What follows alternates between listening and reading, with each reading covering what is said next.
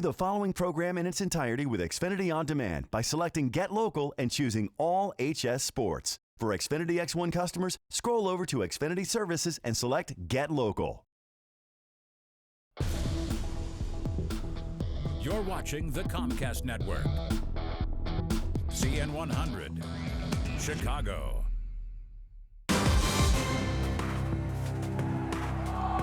Welcome to the south side of Chicago, everybody, for the CN100 Game of the Week tonight. We are at Brother Rice High School for a Catholic League Blue matchup. It's Loyola against Brother Rice. Welcome, everybody. I'm Jim Blaney. Thank you so much for joining us tonight. With me is my Hall of Fame partner, Jack McInerney, and we've just got an old-style Catholic League battle between two teams who are very, very good this year. Brother Rice 3-0, Loyola 2-1. And Jack, when you talk about Loyola, you have to go back and talk about the surprise that happened last Saturday when they were beaten at home by Mount Carmel. Well, that rarely does happen, Jim, as you well know.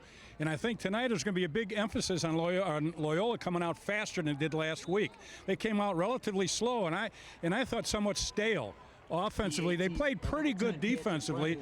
That's what they're known for is defense. They weren't that good. They were a little soft, but offensively, they've got to come out a lot faster out of the corral this week. Loyola turned the ball over 4 times last week, and they only got 1 turnover themselves, and that was in the very first play of the game. So that differential in turnovers was a key factor in their loss to Mount Carmel last week. As for Brother Rice, they come in 3-0. They have played very, very well. They have a victory over their arch rival Marist. And so now, Jack, they're looking at a game where they're taking on the team that has been the best in the Catholic Blue the last few years. Brother Rice can set themselves up for a nice season with a win tonight. Well, it really is. This is kind of the season for them because they can not only take over the Blue Conference Championship of sorts, but the key to me was that first game with Marist. They decided at that point what kind of a team they were going to be this year. And they upset a team that was supposed to be one of the better or top 5 teams in the state. And they played them extremely well, did a nice job, and came out a big victory. And they beat Crete Moni and Fenwick after that, who are no pushovers. So this Brother Rice team has a lot of confidence coming in this ballgame. Matt Mangan is the lone receiver on the right, but keep it on the ground again. Michael Gavrick looking for the first down, lost the football, and now it is off to the races. Danny Fitzgerald picks it up for Brother Rice and takes it into the end zone. A 55-yard scoring play and a fumble recovery for the Brother Rice Crusaders. Well, that ball just popped right up into his arms, and off he was to the races. The only person he had to beat was the quarterback. You can see here, the ball pops right up, and there he is in great position. And then it's just a foot race into the end zone. He's not to be denied. This could be Brother Rice's night.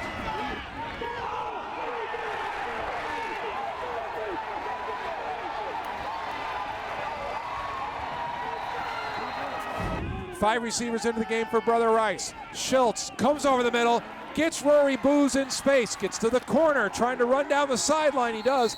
Finally forced out of bounds at the 23-yard line by Tim Desmond. So a big play on the first reception of the game by Rory Booz. Well, they got him in man coverage, and they dragged him across the field underneath. You can see him right there.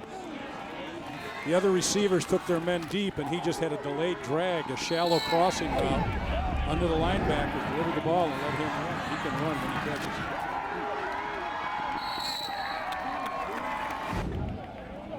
3rd down and 7. Brother Rice watching the clock now go under 6 minutes left here in the second quarter. Bean back to throw. Here comes the rush. Flushed out of the pocket. Running for his life. Trying to make something happen. Puts it up downfield. And it is caught by Jalil Pettis at the 16-yard line. What a job by John Bean of just not getting tackled there.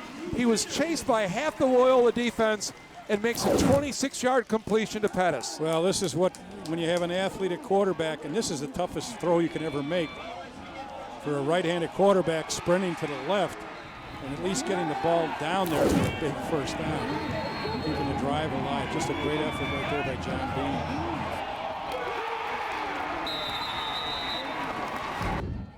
Midway through quarter number 3, Loyola trailing 21-3. Schultz back to throw. Here comes the rush, fires it, and he threw it behind Matt Mangan, but he made a nice catch at the Brother Rice 38-yard line. Another first down for the Ramblers. That's really a good read because Mangum gets right in between the linebackers right there. Before he gets over the top, he finds that seam right in there that's vacated and settles in. A good throw, a little behind him, but a good catch. 4:41 to go here in the third quarter. Brother Rice trying to step on the throat of the Loyola Ramblers. John Bean, back corner of the end zone, and it is caught. Is it a touchdown? Yes! What a catch in the back corner of the end zone by Dylan Summers. What a throw and what a catch. Can't say anything about the coverage. It was right there. He just went up and he wanted the ball more than the defender did, went right up and took it away from him. 7-yard touchdown catch by Dylan Summers. Goes right into the corner. He knew he was going the whole time. Not a lot of room right here. Definitely got the foot down. It was only a matter of did he have possession of the football. The official says yes. It's pretty good coverage. Dylan Summers' 4th touchdown catch of the year. To view this exclusive Xfinity TV programming in its entirety, check the CN100 schedule for a list of airtimes, or view this program anytime on demand by selecting Get Local and choosing CN100. For Xfinity X1 customers, scroll over to Xfinity Services and select Get Local.